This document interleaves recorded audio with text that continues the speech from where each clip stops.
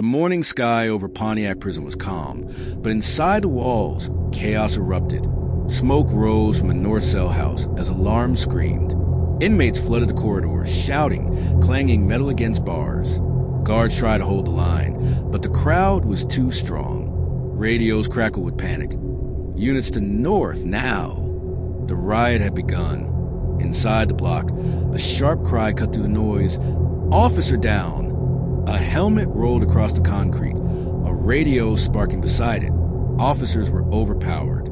Prisoners surged forward, and the order to return to cells was drowned in chaos. In the yard, a young inmate named Aaron stumbled as the crowd pressed in. Just as he was about to fall, an older prisoner with a scar across his cheek yanked him to the wall. "Keep your hands where they can see them," the man warned. Smoke burned their eyes. The ground shook with boots and panic.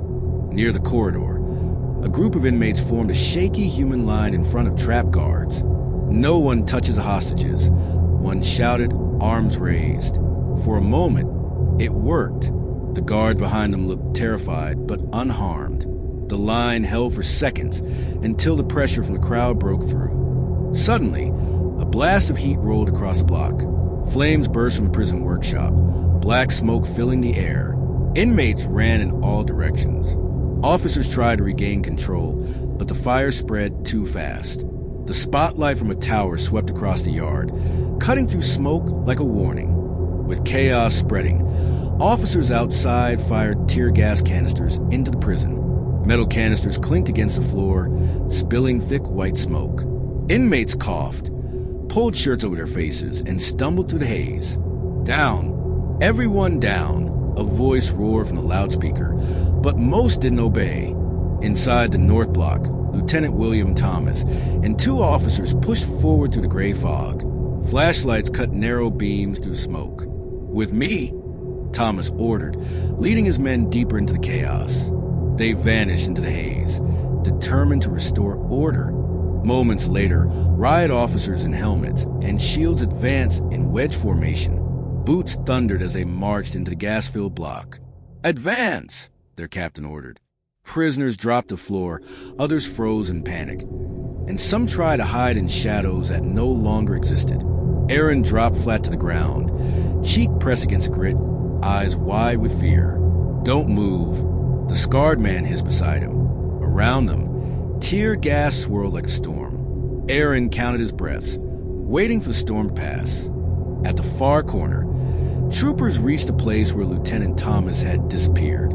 Through the smoke, they spotted dark shapes on the ground. One sprawled in a widening pool. Another slumped lifeless against the bars. Radios crackled, voices shouted, but no one moved.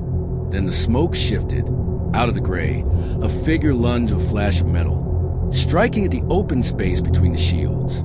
The troopers flinched back, and in that frozen second, the future of Pontiac hung in the balance. The wedge of riot police pushed forward, slamming shields together and forcing the inmates back. Radios screamed with overlapping calls. "Unit engaged! Push through! Push through!" The narrow corridor filled with boots, fists, and choking gas. Aaron, still flat on the ground, crawled toward a wall where the smoke was thinner. The scarred man shoved him down harder. "Stay low, kid. Don't move until it's done." His voice was fierce, eyes red from gas. Aaron's heart hammered as screams echoed from both inmates and officers.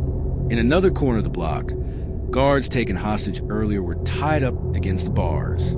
Tear gas curled around them as they coughed and pleaded. One shouted hoarsely, "We're in here," but their voices were swallowed by the chaos. Troopers advancing through the smoke stumbled on fallen shapes. Radios confirmed what many feared.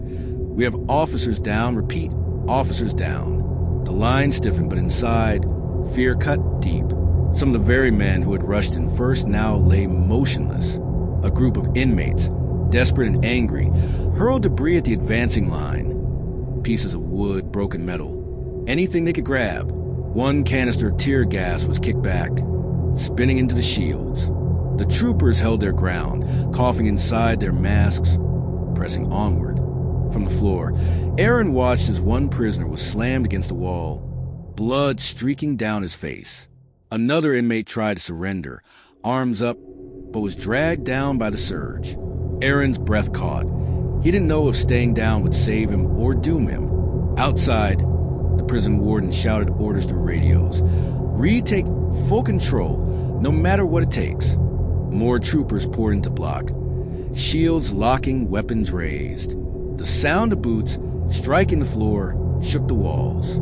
As the line advanced, a pocket of inmates staged a last stand near the stairwell. They shouted defiantly, swinging makeshift blades and metal pipes. Gas thickened. Flames from the workshop glowed in the distance, and the noise hit its peak.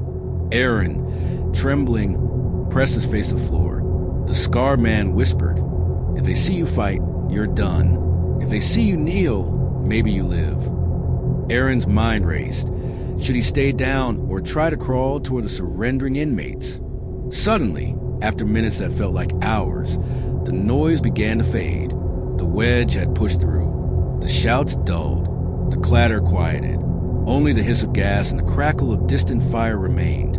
The riot wasn't over, but the balance had shifted. Then a new voice cut through the smoke, chilling and sharp. "We have hostages inside. Prepare to breach." Aaron's eyes widened. He looked at Michael, the scarred man, who whispered just one word: "Run." The order was given. Breach the room. Troopers stormed forward, shields raised, rifles locked. The barred doors to the hostage area clanged under heavy boots.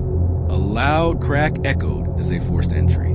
Tear gas rolled in first, hissing and filling every corner. Shadows thrashed in the smoke. Some inmates tried to surrender, arms raised, but the storm was too violent. Gunfire popped again and again, each shot swallowed by the roar of boots and shouts. Prisoners dropped, some motionless, others writhing in pain. Hostages were dragged free, choking but alive, their uniforms soaked in sweat and smoke. In the corridor behind them, radios confirmed the truth that had been feared all morning. 3 officers had been killed. Their names spread quickly across the radios: Lieutenant William Thomas, Correctional Officer Robert Conkle, and Correctional Officer Stanley Cole. The words carried like a chill through every man in uniform. Aaron pressed against the wall, hands shaking. The scarred man shoved him hard. "Go!" he barked. Aaron crawled toward a corner where smoke thinned, his mind spinning. All around him, the riot was collapsing, screams fading, boots heavy, the white gas choking out everything. He didn't know if he would make it, only that staying meant death. By late afternoon, Pontiac Correctional Center was under full control. Fires were doused, prisoners herded back into cells, the yard locked down tight. The air stank of smoke and blood. Sirens wailed outside as ambulances carried away the injured and the dead.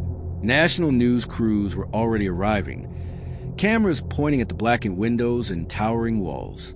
By late afternoon, Pontiac Correctional Center was under full control. Fires were doused, prisoners herded back into cells, the yard locked down tight. The air stank of smoke and blood.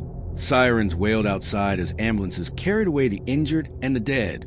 National news crews were already arriving, cameras pointing at the blackened windows and towering walls.